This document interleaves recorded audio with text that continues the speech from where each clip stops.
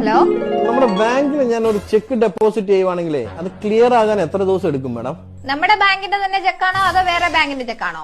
Other ബാങ്കിന്റെ ആണ് madam. അങ്ങനെയാണെങ്കിൽ 3 ദിവസം എടുക്കും. നിങ്ങളുടെ ബാങ്കിന്റെ ഓപ്പോസിറ്റ് ബിൽഡിംഗിലുള്ള ബാങ്കിന്റെ ചെക്കാണ് മാഡം ഞാൻ ഡെപ്പോസിറ്റ് ചെയ്തത്. അതിനെന്തിനാണ് മാഡം 3 ദിവസം? സാർ, ഇതിനൊക്കെ ഓരോ ഫോർമാലിറ്റീസ് ഇല്ലേ? നമുക്ക് ആ ബാങ്കിന്റെ ഫോർമാലിറ്റീസ് അനുസരിച്ചല്ലേ കാര്യങ്ങൾ ചെയ്യാൻ പറ്റത്തുള്ളൂ. എന്ത് ഫോർമാലിറ്റി മാഡം? ഒരു ഉദാഹരണം പറയുവാണെങ്കിൽ, സാർ അത്യാവശ്യമായിട്ട് ഒരു സ്ഥലത്തോട്ട് പോയിക്കൊണ്ടിരിക്കുകയായിരുന്നു. ആ പോകുന്ന വഴി ഒരു ശ്മശാനത്തിന്റെ അടുക്കൽ എത്തിയപ്പോഴത്തേനും സാറിന് പെട്ടെന്നൊരു ഹാർട്ട് അറ്റാക്ക് വന്നു. സാർ അവിടെ തന്നെ കുഴഞ്ഞു വീണ് മരിച്ചെന്ന് വിചാരിക്കുക.